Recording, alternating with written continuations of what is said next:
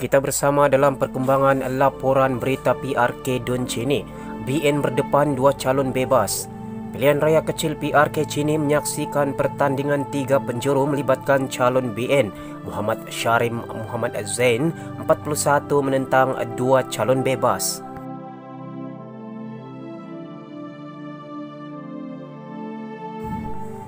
Pilihan raya kecil PRK Chini menyaksikan pertandingan 3 penjuru melibatkan calon BN Muhammad Syarim Muhammad Zain 41 menentang 2 calon bebas yang lainnya.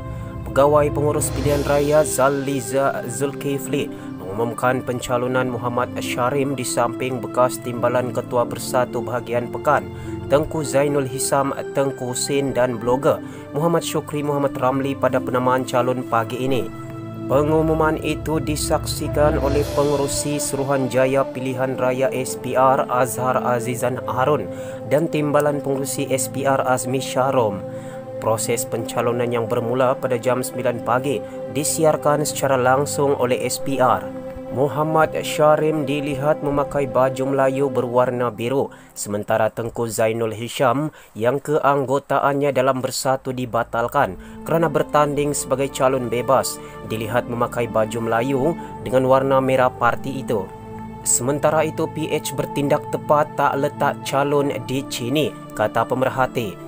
Cuma kata penganalisis tanpa pertandingan di kerusi kubu kuat BN itu, SPR tak ada peluang praktikan SOP berkempen semasa wabak COVID-19.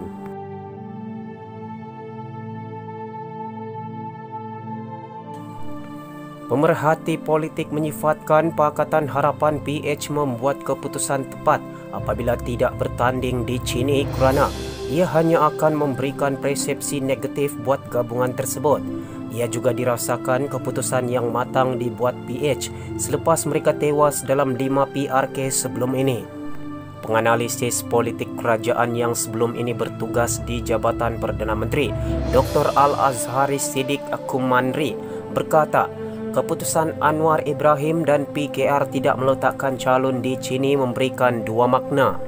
Pertama, keputusan itu melambangkan kematangan politik oleh Anwar dan ianya seiring dengan usaha Perdana Menteri dan kerajaan bagi memutuskan rantaian COVID-19 agar sektor ekonomi dapat dibangunkan semula. Kedua, ianya suatu langkah pragmatik menandakan bermulanya kerjasama politik gentleman agreement antara Anwar Najib Razak, khususnya apabila anak bekas Perdana Menteri itu kabarnya akan dicalonkan di PRK tersebut. Selain itu, ia dapat mengelak daripada terus menerima imej negatif jika PH tewas buat kali ke-6 dalam PRK. Saya kira ini sangat mustahak, katanya kepada Malaysia Kini.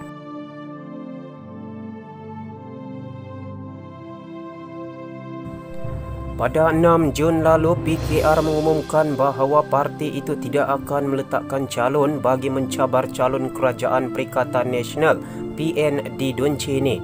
Pengarah komunikasi PKR Fahmi Fadzil memberitahu Malaysia Kini, keputusan itu ia juga bermakna PH tidak akan meletakkan calon mereka. Setiausaha Agung PKR Saifuddin Nasution Ismail berkata, mereka membuat ketetapan itu selepas mengambil kira masalah COVID-19 yang masih belum ditangani sepenuhnya dalam negara. Dapat lihat persediaan SPR. Selaras dengan itu, Pengerusi BN Pahang Wan Rosdi Wan Ismail berharap agar tiada mana-mana pihak termasuk bebas yang tampil menjadi calon sekaligus memberikan kemenangan percuma buat mereka. Bagi penganalisis politik dari Universiti Utara Malaysia UUM, Prof. Dr. Muhammad Azizuddin Muhammad Sani berkata, Chini merupakan laluan sukar untuk PH di Pahang. Mendakwa prestasi kerajaan PN diterima baik rakyat ketika ini, Muhammad Azizuddin berkata agak mustahil untuk PH berpeluang menang di kubu kuat BN itu.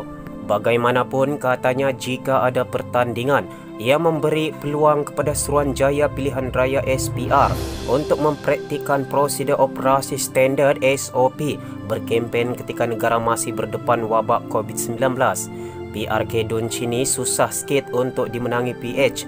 Ia kubu kuat BN. Tapi jika ada pertandingan, kita dapat melihat sejauh mana persediaan dan pendekatan SPR mengendalikan kempen ketika COVID-19.